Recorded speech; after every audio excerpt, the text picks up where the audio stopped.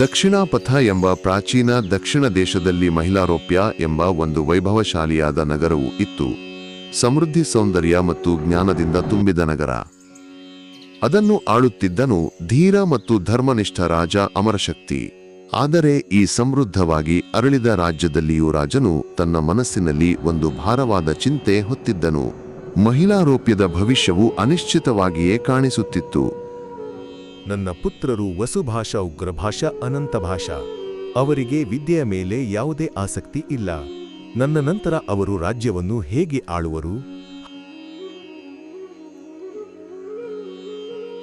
ಮಹಾರಾಜನೇ, ನಿಜವಾದ ವಿದ್ಯೆಗೆ ಸಮಯ ಬೇಕಾಗುತ್ತದೆ. ವ್ಯಾಕರಣವನ್ನೇ ಸಂಪೂರ್ಣವಾಗಿ ಕಲಿಯಲು 12 ವರ್ಷಗಳೇ ಬೇಕಾಗುತ್ತದೆ. ವ್ಯಾಕರಣದ ನಂತರ ಶಾಸ್ತ್ರಗಳು ಬರುತ್ತವೆ ಮತ್ತು ಅದಾದ ನಂತರವೇ ಬುದ್ಧಿ ಅರಳುತ್ತದೆ. 12 ವರ್ಷಗಳ ನನ್ನ ಪುತ್ರರಿಗೆ ಈಗಲೇ ಮಾರ್ಗದರ್ಶನ ಬೇಕಾಗಿದೆ. ಸಭೆ ಮೌನದಲ್ಲಿ ಮುಳುಗಿತು. ಆಗ ಒಂದು ಧ್ವನಿ ಮುಂದೆ ಬಂದಿತು. ಮಹಾರಾಜನೇ, ಜೀವನವು ಚಿಕ್ಕದು, ವಿದ್ಯೆ ಅಪಾರವಾಗಿದೆ. ರಾಜ್ಕುಮಾರರಿಗೆ ಹೆಚ್ಚು ಸಮಯ ಬೇಕಿಲ್ಲ, ಸರಿಯಾದ ಗುರು ಬೇಕು. ಇನ್ನೂ ವೇಗವಾದ ಮಾರ್ಗವೇನೂ ಇಲ್ಲವೇ?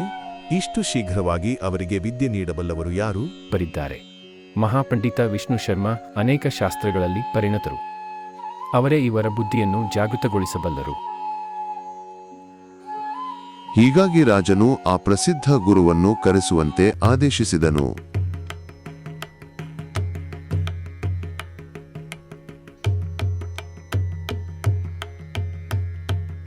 ಪೂಜ್ಯ ವಿಷ್ಣು ಶರ್ಮರೆ, ನನ್ನ ಪುತ್ರರಿಗೆ ಅವಶ್ಯಕವಾದ ಜ್ಞಾನವನ್ನು ಉಪದೇಶಿಸಿ ಅವರನ್ನು ಜೀವನ ವ್ಯವಹಾರದಲ್ಲಿ ನಿಪುಣರನ್ನಾಗಿ ರೂಪಿಸಿ ನಿಮಗೆ 100 ಗ್ರಾಮಗಳನ್ನು ಬಹುಮಾನವಾಗಿ ದಾನ ಮಾಡುತ್ತೇನೆ. ಮಹಾರಾಜನೇ, ನಾನು ಸಂಪತ್ತಿಗಾಗಿ ಬೋಧಿಸುವವನಲ್ಲ, ಆದರೆ ನಿಜವಾದ ಅರಿವನ್ನು ನೀಡುವ ಉದ್ದೇಶದಿಂದ ನಿಮ್ಮ ಸವಾಲನ್ನು ಸ್ವೀಕರಿಸುತ್ತೇನೆ. ಇದಕ್ಕೆ ಎಷ್ಟು ಸಮಯ ಬೇಕಾಗುತ್ತದೆ? 6 ತಿಂಗಳು. ನಾನು ವಿಫಲವಾದರೆ ನನ್ನ ಹೆಸರು ಲೋಕದಿಂದಲೇ ಅಳಿದು ಹೋಗಲಿ. ಇದರಿಂದ ರಾಜಕುಮಾರರು ಆ ಮಹಾನ್ ಗುರುವರ್ಯರ ಸಂರಕ್ಷಣೆಗೆ ಒಪ್ಪಿಸಲ್ಪಟ್ಟರು.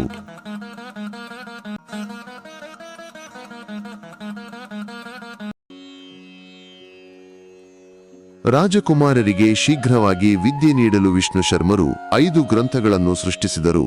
ಪಂಚತಂತ್ರ ಅಂದರೆ 5 ಉಪದೇಶಗಳ ಸಂಗ್ರಹ. ಹೀಗೆ ಜ್ಞಾನದ ದೀಪವು ಬೆಳಗುತ್ತಾ ಪ್ರಯಾಣ ಆರಂಭವಾಯಿತು. ಇಂದು ನಮ್ಮ ಪ್ರಯಾಣವು ಮೊದಲ ಗ್ರಂಥವಾದ ಮಿತ್ರಭೇದದಿಂದ ಆರಂಭವಾಗುತ್ತದೆ.